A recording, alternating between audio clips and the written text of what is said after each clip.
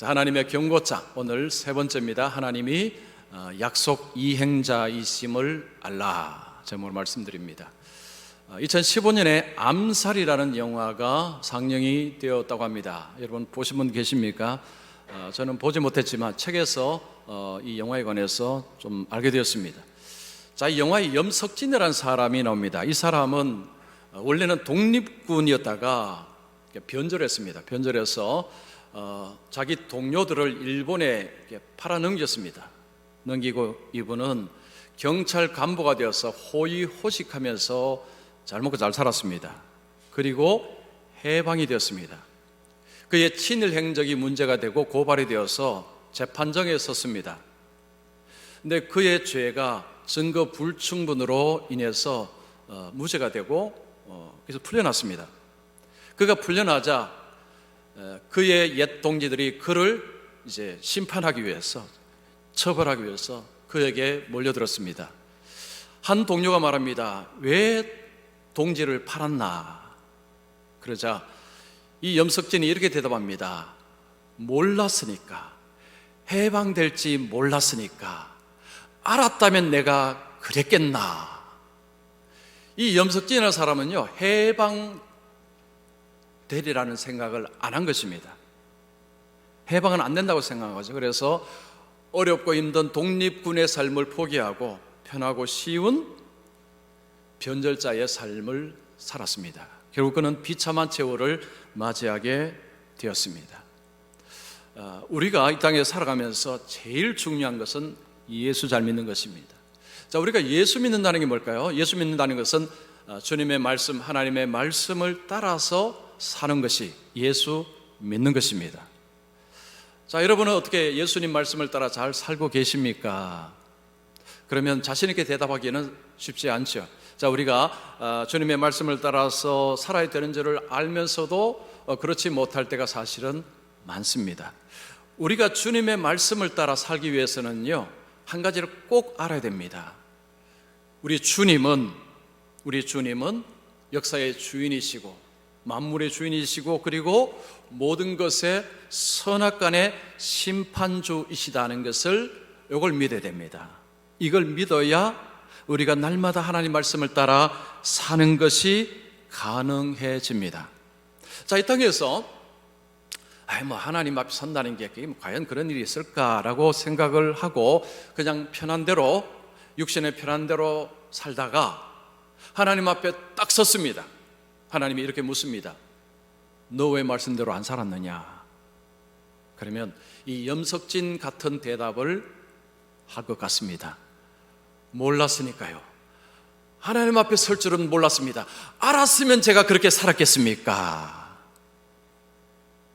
우리가 이 땅에서 예수를 믿는다는 것이 왜 중요한지, 왜 우리가 하나님의 말씀을 따라서 사는 것이 왜 중요한지는요, 믿음이 없이는 못합니다. 예수 믿는다는 것은 결코 쉽지가 않습니다. 우리가 날마다 주님의 말씀을 따라 산다는 것이 쉬운 일이 아닙니다. 이 쉽지 않은 것을 해야 되는 이유는 바로 이 믿음으로 인해서 가능한 것입니다. 하나님은 모든 것의 심판주요, 하나님은 모든 것의 주인이심을 믿는 이 믿음이 그 힘든 일을 하게 만드는 동력이 되는 것입니다. 자, 우리가 읽은 우리가 지금 읽고 있는 말라기의 이 말씀에 그 이스라엘 백성들은 지금 하나님의 말씀을 따라 살지 않습니다. 오늘 본문에서도 이제 그런 모습이 나오는데 하나님의 말씀을 저 뒤에 던져버렸습니다. 그냥 발로 차버렸습니다. 그냥 세상 편한 대로 그들이 살고 있었습니다. 그들에게 하나님이 경고장을 날리십니다.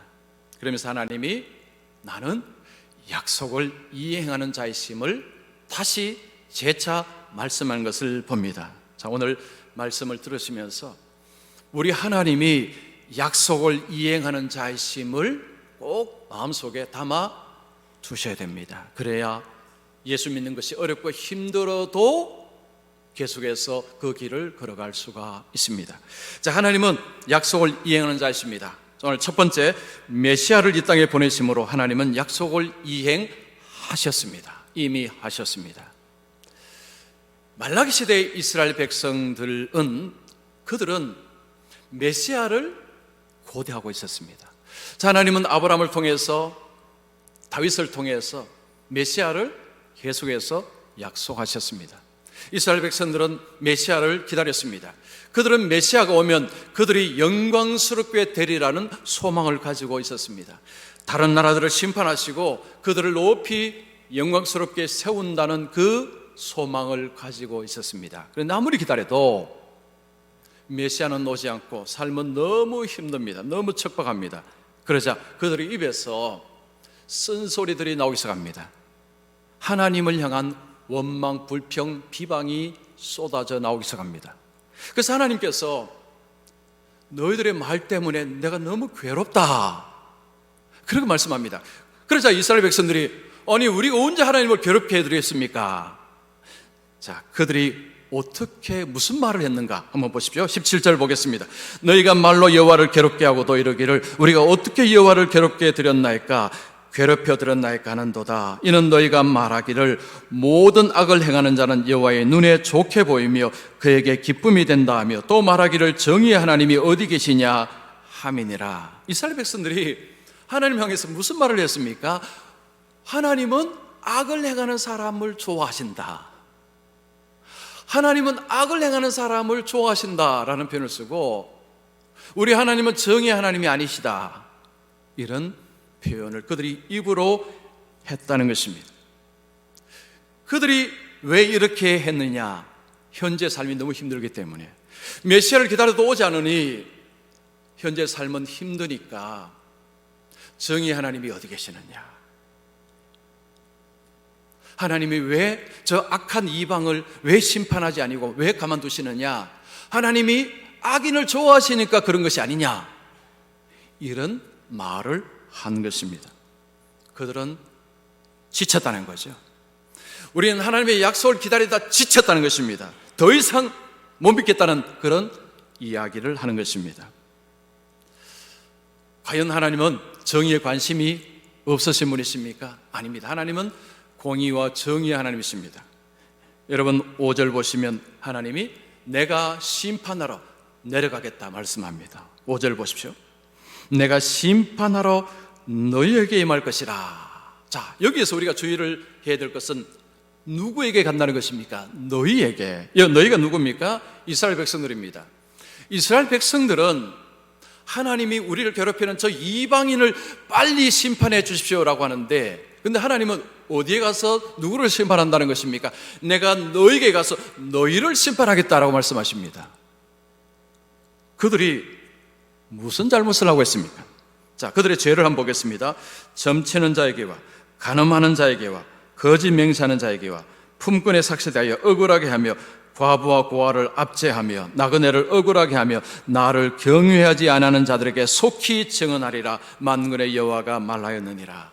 여기 죄가 7가지가 나열되어 있습니다. 이 죄들은 한결같이 하나님의 율법을 멸시하고 있는 죄들입니다. 지금 그들은 이스라엘 백성들입니다. 이스라엘 백성들 향해서 내가 너희들을 심판하러 내려가겠다, 하나님이 이렇게 말씀하는 것입니다. 말라기 시대의 이스라엘 백성들, 물론 그 전에도 그랬지만 이 이스라엘 백성들의 치명적인 문제가 뭘까요? 하나님을 잘 모른다는 것입니다.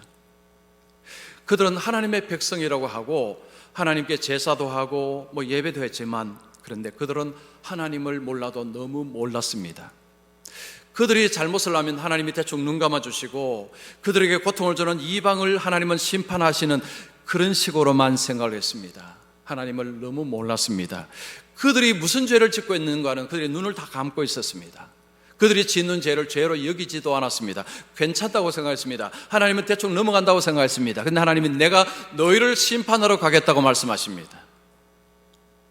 호세아 선지자가 이야기합니다. 내 백성이 지식이 없으므로 망하는도다. 하나님을 아는 지식이 없어서 나라가, 백성들이 망한다는 것입니다. 하나님을 섬길 때 중요한 것은 하나님이 누구신가를 알아야 되는데 그들은 하나님을 몰랐습니다. 그들에게 어떤 일이 벌어졌습니까? 이 말라기는요, 구약의 끝입니다. 신약은 언제부터 시작되느냐? 이제 세례 요한이 오면서 시작됩니다. 이 사이의 간격이 무려 400년이나 됩니다. 하나님께서 더 이상 그들에게 말씀하지 아니하셨습니다. 400년간 암흑기가 시속이 됩니다. 여러분 40년이 아닙니다. 400년입니다. 400년 동안 하나님은 아무 말씀을 아니하셨습니다. 혼돈의 시간, 암흑의 시간이 이스라엘 땅에 400년이나 지속이 되었습니다. 하나님께서 말라기 시대 백성들에게 말합니다. 내가 약속을 이행할 것이다 말씀합니다. 여러분 1절을 보십시오. 만군의 여호와가 이르노라 보라 내가 내 사자를 보내리니 그가 내 앞에서 길을 준비할 것이요 또 너희가 구하는 바 주가 갑자기 그의 성전에 임하시리니 곧 너희가 사모하는 바 언약의 사자가 임하실 것이라. 자, 1절의 말씀은 메시아가 임한다는 말씀입니다. 그 메시아는 누굽니까? 하나님입니다. 하나님이 임하신다는 것입니다. 하나님이 임하시기 전에 먼저 사자를 먼저 보낸다고 말씀합니다. 그 사자가 누굽니까? 세례 요한입니다. 먼저 사자를 보내어서 길을 닦아놓고 그리고 성전에 갑자기 임하신다고 말씀합니다. 그리고 그 임하는 자가 언약의 사자라고 이야기합니다. 언약의 사자라는 것은 하나님께서 말씀하신 언약을 따라서 오신 메시아라는 의미입니다. 그리고 너희가 사모하는 바라고 했습니다. 너희가 학수고대하는 그 메시아가 바로 언약의 사자다, 이 말씀을 하고 있습니다. 자, 하나님은 그들에게 약속하신 메시아를 내가 보낼 것이다. 그 메시아가 2000년 전에 이 땅에 오셨습니다. 예수님 오셔서 말라기의 말씀을 하시면서 내 앞서 먼저 보냄받는 사자는 세례 요한이다 라고 설명해 주셨습니다. 하나님은 역사 속에서 하나님이 약속하신 것을 이루셨습니다. 하나님은 약속을 이행하셨습니다. 왜냐? 메시아가 오셨기 때문입니다. 이스라엘 백성들은 메시아만 오면 우리를 괴롭히는 모든 나라는 다 심판할 것이고 하나님이 우리에게 영광을 줄 것이다 라고 생각했는데, 근데 2절에 보니까요 영 딴판에 말씀하십니다. 2절 보십시오. 그가 임하시는 날을 누가 능히 당하며 그가 나타나는 때에 누가 능히 서리요. 메시아가 올 때 누가 그 앞에 설 것이냐? 두려운 날이 될 것이다 라는 말씀입니다. 지금 그들은 잔뜩 기다리고 있습니다. 메시아가 오면 모든 고통 끝날 것이다, 우리에게 영광이 올 것이다 했는데 지금 뭐라고 하십니까? 메시아가 오면 그 앞에 감히 아무도 설 수 없을 것이다, 두려운 날이 될 것이다, 이런 말씀하는 것입니다. 이게 무슨 말씀입니까? 지금 3장 1절 2절에는요 예수님의 초림, 예수님의 재림을 동시에 말씀하고 있습니다. 지금 1절에서는 예수님의 초림, 그리고 2절에서는 예수님의 재림을 이야기하는 것입니다. 예수님께서 이 땅에 오셔서 예수님이 무슨 일을 하셨습니까? 하나님의 택한 백성들을 깨끗하게 씻는 일을 하셨습니다. 2절 중반절 보십시오. 그는 금을 연단하는 자의 불과 표백하는 자의 잿물과 같을 것이라. 여기서 불잿물이라는 것은 깨끗하게 만드는 것을 말합니다. 잿물은 천에서 때를 벗겨내는 것이 잿물입니다. 예수님이 이 땅에 오셔서 십자가의 자신을 내어놓으심을 통해서, 피를 흘리심을 통해서 택한 백성들의 죄를 깨끗하게 씻는 일을 하셨습니다. 그리고 또 하나 하시는 일이 있습니다. 3절 중반절 보십시오. 레위 자손을 깨끗하게 하되 금, 은같이 그들을 연단하리니 그들이 공의로운 제물을 나 여호와께 바칠 것이라. 여기 보면 연단이라는 표현이 나옵니다. 예수님께서 하나님의 택한 백성들을 깨끗하게 하시고 그리고 연단하신다는 것입니다. 단련하신다는 거죠. 자, 그런데 여기에 누구를 단련한다고 합니까? 레위 자손입니다. 레위 자손이라는 것은 쉽게 말하면 그냥 제사장 사람들, 이렇게 생각하시면 됩니다. 말라기 시대에 레위 사람들은 엉망진창입니다. 부패한 집단입니다. 그런데 그들을 깨끗하게 하여서, 그들을 연단하여서 그들을 하나님 앞에 서는 자로, 하나님 앞에 참된 예배자가 되도록 그렇게 변화시키겠다, 이 말씀입니다. 자, 그러면 레위인들이 오늘날 신약시대는 누구냐? 성도들입니다. 바로 성도들은 왕같은 제사장이기 때문에 예수님이 이 땅에 오셔서 죄 많은 우리의 죄를 다 씻어주시고 그리고 우리를 하나님의 사람으로 연단시켜서 이제 하나님 앞에 참된 예배자, 하나님께 기쁨이 되는 예배자가 되도록 그렇게 세우신다는 것입니다. 여러분 4절 보십시오. 그때 유다와 예루살렘의 봉헌물이 옛날과 고대와 같이 나 여호와께 기쁨이 되려니와. 지금 말라기 시대는 하나님께 전혀 기쁨이 안 됩니다. 오로지 하나님께 지금 괴로움을 들고 있습니다. 그런데 이제 메시아가 와서 성결케 하고 그들을 연단하고 난 뒤에 하나님의 백성들이 하나님 앞에 기쁨이 될 것이다, 그 말씀을 하는 것입니다. 말라기 시대의 지금 백성들하고는 완전히 다른 이야기를 하시는 것입니다. 지금 말라기 시대 백성들은요, 죽어 마땅합니다. 그들은 진멸되는 것이 마땅합니다. 그런데 진멸되지 않았습니다. 왜요? 6절에 보십시오. 나 여호와는 변하지 아니하나니 그러므로 야곱의 자손들아 너희가 소멸되지 아니하느니라. 야곱의 자손들아, 하나님의 택한 백성들 말하는 것입니다. 그들의 행위를 봐서는 진멸당하는 것이 마땅하지만 하나님은 변하지 아니하셨어. 그들이 진멸되지 아니한다는 것입니다. 무슨 이야기일까요? 하나님은 한 번 약속하신 것을 뒤집지 않는다는 것입니다. 하나님의 약속의 핵심은 이 땅에 메시아를 보내어서 그 메시아가 인간의 죄를 대신 걸머지고 죄를 덮어쓰고 하나님의 진노를 받아서 택한 백성들을 구원하는 것이, 이게 바로 하나님의 약속의 핵심입니다. 창세기 3장 15절부터 그 약속은 쭉 내려오고 있습니다. 하나님이 그 약속을 바꾸지 아니하시기에 죄 많고 험 많은 사람들이지만 진멸당하지 아니한다는 말씀입니다. 여러분, 사람은 자기에게 소망을 두면 반드시 실망하는 일이 일어납니다. 그러나 하나님께 소망을 두면 가면 갈수록 더 분명해집니다. 근데 하나님께 소망을 둬야 될 이유가 뭐냐? 하나님은 변함이 없다는 것입니다. 자, 우리의 삶이 힘들고 어려우면 여러분 본능적으로 우리의 마음속에는 원망, 불평이 마음속에 생기기 시작합니다. 아무리 예수를 잘 믿어도요, 아무리 목회자라도 삶이 너무 힘들면 마음에 원망, 불평이 이렇게 싹이 틉니다. 그러면서 입에서 원망이 자연스럽게 나올 수도 있습니다.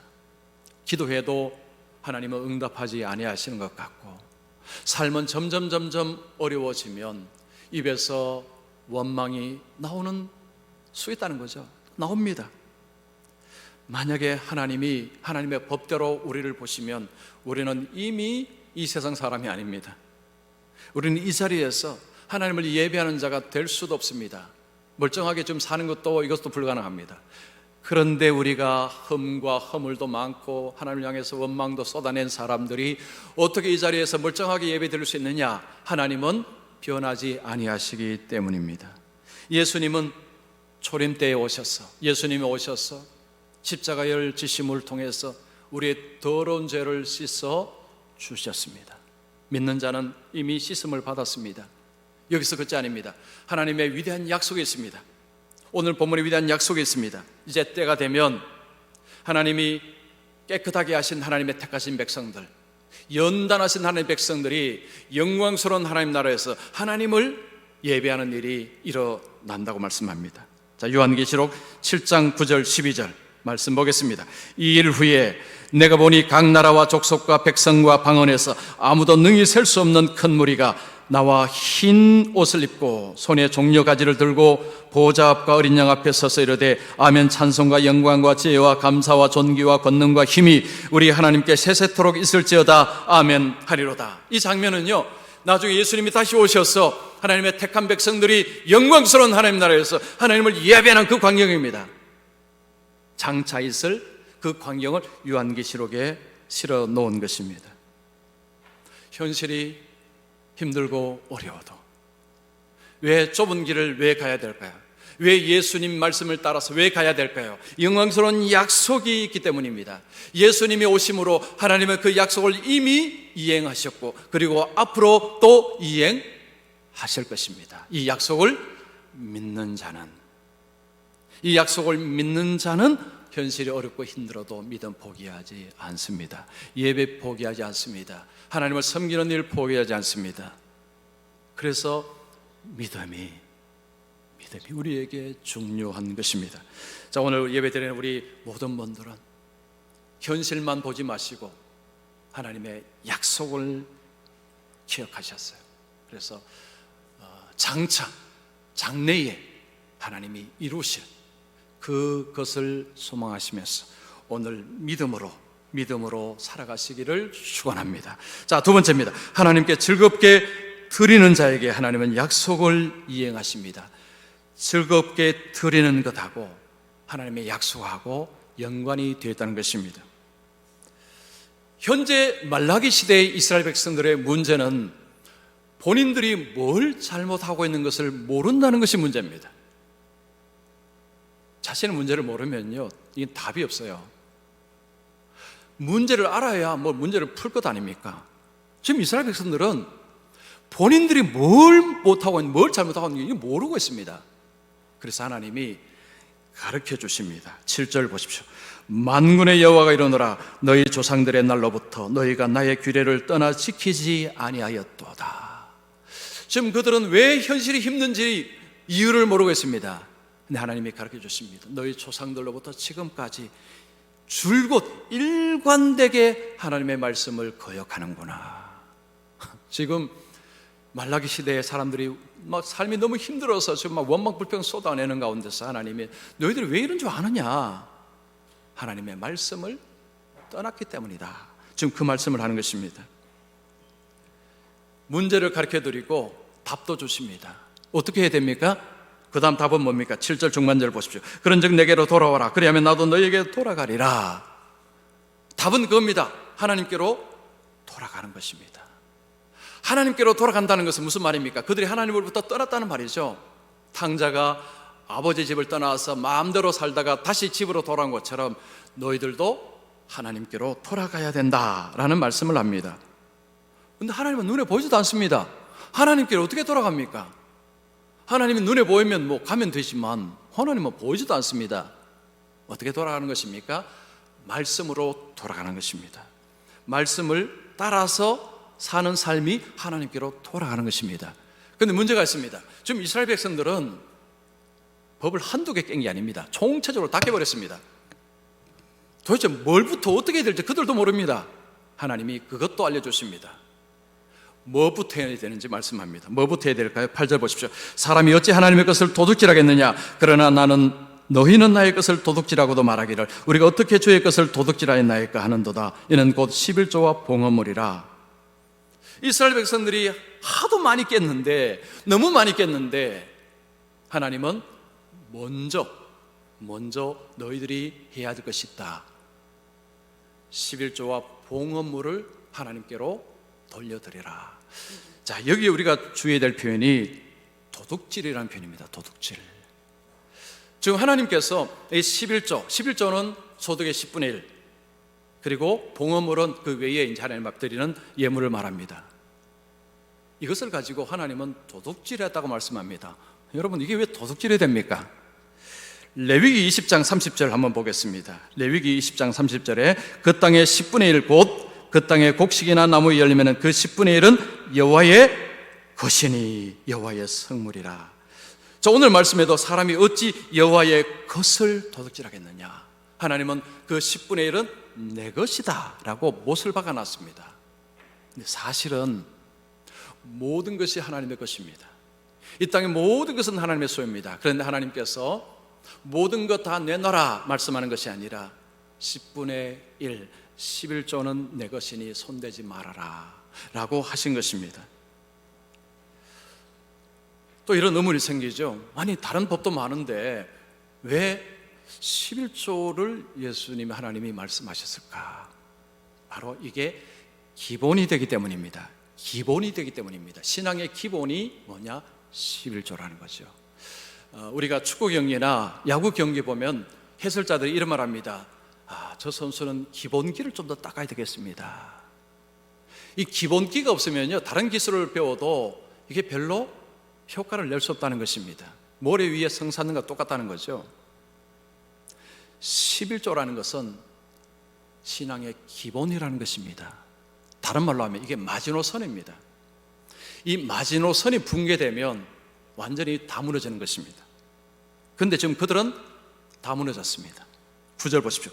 너희 곧 온 나라가 나의 것을 도둑질하여 스므로 마지노선이 무너졌으므로 너희가 저주를 받았느니라.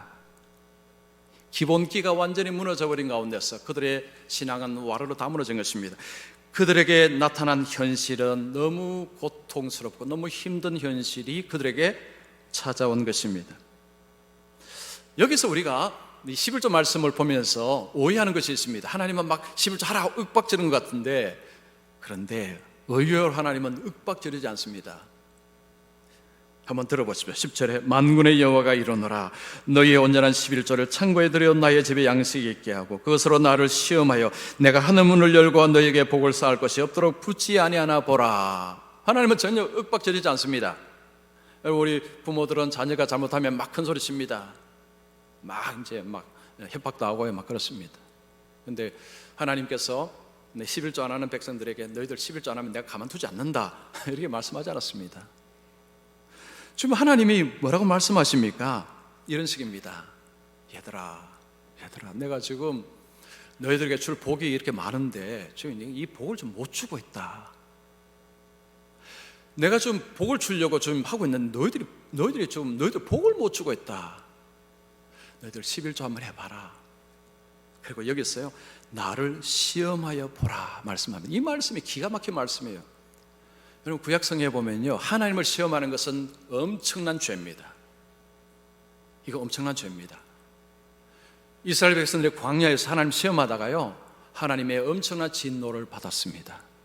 하나님을 시험해서는 안 됩니다. 그런데 여기에서 하나님이 이스라엘 백성들에게 뭐라고 말씀합니까? 나를 한번 시험해 봐라. 이거 참 엄청난 말씀입니다. 하나님을 시험하는 게 큰 죄인데, 근데 하나님은 여기서는요 공식적으로 허락을 한 것입니다. 나를 한번 시험해 봐라. 내가 허락해 주겠다는 것입니다. 왜 이렇게 하셨을까요? 너무 안 믿으니까, 도무지 안 믿으니까 나를 한번 시험해 봐라. 내가 좀 너희들에게 복을 주려고 하고 있는데 너희들이 좀 다 무너졌다. 내가 좀 복을 줄 수가 없다. 11조 한번 해봐라. 지금 이런 말씀하는 것입니다. 11조 할 때 그들에게 무슨 약속하십니까? 자, 10절에 뭐라고 이야기합니까? 하늘 문을 열고, 하늘 문을 연다는 것은 비를 내리신다는 것입니다. 지금 그들의 땅은 적박한 땅입니다. 비가 안 와서 지금 가뭄이 들었다는 이야기죠. 비를 내려주겠다는 것입니다. 11절 보십시오. 만군의 여호와가 이르노니 내가 너희를 위하여 메뚜기를 금하여 너희 토지 소산을 먹어 없애지 못하게 하며 병충해를 내가 없이 해주겠다는 것입니다. 병충해가 이게 보통 문제가 아닙니다. 그 다음 너희 밭에 포도나무 열매가 기한 전에 떨어지지 않게 하리니, 포도나무 열매가 있고 뭐 사과 뭐 대추 뭐 이런 거 익었는데 강력한 태풍이 불면요 다 떨어집니다. 하나님께서 그것까지도 내가 섬세하게 지켜주겠다 이 말씀입니다. 이걸로 끝이 아닙니다. 또 있습니다. 12절 보십시오. 너희 땅이 아름다워짐으로, 이 아름답다는 것은 이스라엘이 이제 전체가 아주 복되게 되는 것을 말합니다. 모든 이방인들이 너희를 복되다 하리라. 지금 말라기 시대에 이방인들은 이스라엘을 아주 우습게 여기고 있습니다. 아주 쉽게 여기고 있습니다. 이게 역전이 일어난다는 거죠. 그들이 너희를 우습게 여기지 못할 것이다. 너희들을 존중하게 될 것이다. 너희들을 존경하게 될 것이다. 너희들을 내가 명예롭게 해주겠다. 이런 약속입니다. 자, 여기 11조를 이야기했을 때 하나님 주신 복을 보십시오. 물질만 이야기하는 것이 아닙니다. 많은 분들이 오해하는 것이 겁니다. 11조를 통해서 하나님이 약속하신 복이 총체적인 은혜입니다. 총체적입니다. 그 11조 이야기할 때요, 오해가 크게 두 가지가 있습니다. 첫 번째는 11조를 하면 물질적으로 복 받는다라고 생각하는데 이거 오해입니다. 많은 분들이 그렇게 생각하죠. 이거 오해입니다. 또 하나, 11조는 구약의 율법인데 예수님 오셨는데 왜 우리가 율법을 지켜야 됩니까? 이것도 오해입니다. 이것도 잘못 알고 있는 것입니다. 자, 첫 번째 오해를 풀어드릴까요? 11조 하면 물질에 복 받는다는 이야기 여러분 아마 많이 들어보셨을 것입니다. 그런데 교회 안에는요 물질적으로 풍족하지 못한 가운데서 11조 하는 분들이 많습니다. 그런데 그렇게 11조에도 경제적으로 부자가 되거나 이런 일이 일어나지 않습니다. 그런데도 11조 합니다. 왜 할까요? 이유는 간단합니다. 하나님의 것이기 때문에. 하나님의 것이니까 하나님 앞에 드리는 것입니다. 이유가 단순합니다. 자, 오늘 본문에서 하나님 주시는 복이 뭐라고 했습니까? 물질도 들어가지만 그 복은 총체적인 복입니다. 그래서 11조 하면 물질 복 받는다. 이것은 성경에 대한 오해입니다. 자, 또 하나. 아니, 구약의 율법인데 지금 예수님 오셨는데 우리가 왜 율법을 지켜야 됩니까? 이것도 반은 맞고 반은 틀렸습니다. 여러분, 예수님 오신 후에 구약의 율법이 다 폐기 처분되었습니까? 아닙니다.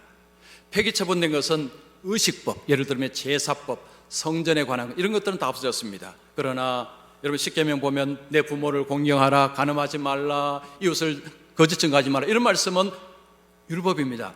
그 말씀은 여전히 오늘날 예수 믿는 사람들은 그 말씀을 지키고 있습니다. 지켜야 합니다. 모든 율법이 사라진 것이 아닙니다. 어떤 율법은 여전히 우리가 지켜야 됩니다. 11조가 그 중에 하나입니다. 왜냐? 이것은 하나님의 것이기 때문에. 자, 그런데요, 이 11조가 언제부터 시행됐는가 하면 율법이 주어지기 오래전부터 시작됐습니다. 누가 했느냐? 아브라함이 했습니다. 아브라함은 율법이 주어지기 한참 오래전 사람입니다. 아브라함이 전쟁을 하고 승리했습니다. 너무 감사해서 멜기세덱이라는 제사장에게 11조를 드렸습니다. 하나님은 보이지 않으니까 제사장에게 11조 드린 것입니다. 여러분, 예수님은 누구십니까? 멜기세덱의 반차를 쫓아가겠습니다. 반차라는 것은 그 길을 따라온 사람이라는 것입니다. 하나님의 은혜에 감사해서 예수님께 11조를 드리는 것은 율법의 의미가 아니라는 것입니다. 하나님의 은혜에 감사해서 드리는 마음의 표현일 것입니다. 인 것입니다. 율법의 문제가 아닙니다. 이건 하나님의 것입니다. 하나님께 돌려드려야 되는 것입니다. 구약이나 신약이나 그 원리는 똑같다는 것입니다. 자, 그리고요, 신약 시대에도 하나님이 헌금에 관해서 말씀을 하셨습니다. 오늘 본문 말씀하고 아주 흡사한 말씀하셨어요. 자, 고린도후서 9장 6절 7절 말씀 보십시오. 이건 우리 같이 한번 읽겠습니다. 이것이 곧 적게 심는 자는 적게 거두고 많이 심는 자는 많이 거둔다는 말이로다. 각각 그 마음에 정한 대로 할 것이요 인색함으로나 억지로 하지 말지니 하나님은 즐겨내는 자를 사랑하시느니라. 이것이 헌금에 관한 말씀입니다. 지금 뭐라고 말씀합니까?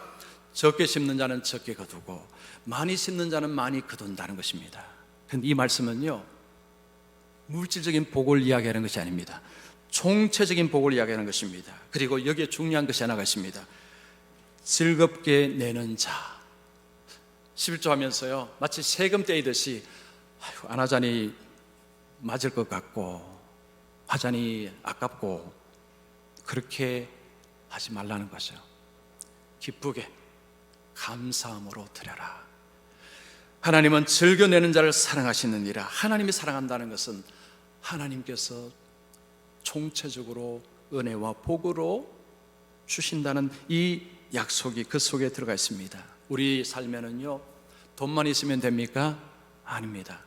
여러분, 세상에는 돈이 많은데 불행한 사람들이 한두 사람이 아닙니다. 여러분, 그런 사람들 보셨죠? 돈은 많은데 너무 불행합니다. 그런 사람을 복받았다고 이제 이야기하지 않습니다. 우리의 삶에는 돈도 필요합니다. 일도 필요합니다. 건강도 필요합니다. 좋은 사람과 같이 사는 것도 필요합니다. 그런데 이 모든 것보다 더 필요한 것이 믿음입니다. 이것은요, 내 힘으로 만들어낼 수 있는 것이 아닙니다. 이 모든 것에 구색을 맞추는 것은 내 능력 밖의 일입니다. 하나님은 우리의 삶을 골고루 채워주실 때에 우리의 삶이 복이 있는 것입니다. 만약에 11절을 계속하는데 왜 삶이 계속 이렇게 어려운가라고 그런 의문을 갖고 계시다면 눈을 열어서 인생을 전체를 보십시오. 나와 가정 전체를 보십시오. 하나님께서 무슨 은혜를 베풀고 있나 한번 찾아보십시오. 찾아보면요, 안 찾이 없죠. 찾으면 있습니다. 이것도 은혜 주셨구나. 아유, 이런 믿음도 주시고 그러면요, 이래서 지금 이 삶이 참 괜찮구나. 돈은 상대적입니다. 어떤 사람은 10억이 있어도 부족하다고 그러고요, 어떤 사람은 1억만 있어도 아이고, 1억 있어서 내가 부자다. 그리고 아프리카 사람 생각하면요, 100만 원만 있어도 부자입니다. 이건 상대적입니다. 그래서 물질로 복을 계산하지는 마십시오. 11조 내면 물질을 복 주신다, 이제는 그렇게 말하지 마십시오. 총체적으로 하나님이 복을 주신다는 생각이 성령적인 생각입니다. 하나님은 약속하셨습니다. 시험하여 봐라. 하나님이 우리를 복 주시기를 원하시고 우리에게 주시기 위해서 하나님은 모든 것을 준비하고 계셨는데 우리가 막고 서 있다면 이건 안 되는 거죠. 그래서 인생을 넓게 크게 보십시오. 돈이 필요하지만 돈 하다가 돈 때문에 치여서 불행할 수 있습니다. 인생 전체를 보시고 나의 삶에 진짜 이런 모든 복된 것을 어떻게 내가 만들어낼 것인가. 못 만들어냅니다. 하나님께서 도와주셔야 됩니다. 하나님은 은혜 베푸셔야 됩니다. 그래서 우리가 하나님은 약속하시면 이행하시는 분을 믿고 하나님 말씀을 따라 살아갈 때, 정말 그렇구나. 정말 하나님이 이런 은혜를 주셨구나. 은혜도요, 눈이 열려야 보입니다. 은혜 주셨는데 눈이 닫히시면요, 맨날 입에서 불평 나옵니다. 그래서 주님, 눈을 열어주셔서 주님이 주신 은혜가 뭔지를 깨닫게 하여 주시옵소서. 이 기도 먼저 하셔야 돼요. 그러면요, 막 보입니다. 그러면 막 보입니다. 정신없이 보입니다. 아이고, 하나님 이렇게 은혜 많이 주셨는데 제가 그동안 불평을 너무 많이 했습니다. 용서하여 주시옵소서. 이렇게 되는 것입니다. 그래서 오늘 말씀은 하나님은 약속을 이행하시는 분이심을 우리에게 말씀합니다. 그래서 우리 청년들도 계시니까요, 먼 인생, 긴 인생을 생각하시고 하나님께 복받는 인생이 되어야 길게 잘 갈 수 있습니다. 끝까지 갈 수 있습니다. 그래서 주님의 약속의 말씀을 붙잡고 세상 따라가지 마시고 말씀을 따라 걸어가셔서 주님이 그 약속 이행하시는 것을 경험하고 주님이 주시는 복을 누리며, 그리고 지금 많이 아닙니다. 앞으로 올 것은 더 큰 게 있습니다. 장래의 복이 있어요. 이 장래의 복도 기다리면서, 그래서 예수 믿는 것은 그렇게 좋은 것입니다. 예수 믿는 것은 대단한 것입니다. 여러분, 예수 믿는 것은 놀라운 것입니다. 그래서 예수님 안에서 이 복을 누리고 앞으로 또 누리시는 우리 모두가 되시기를 축원합니다.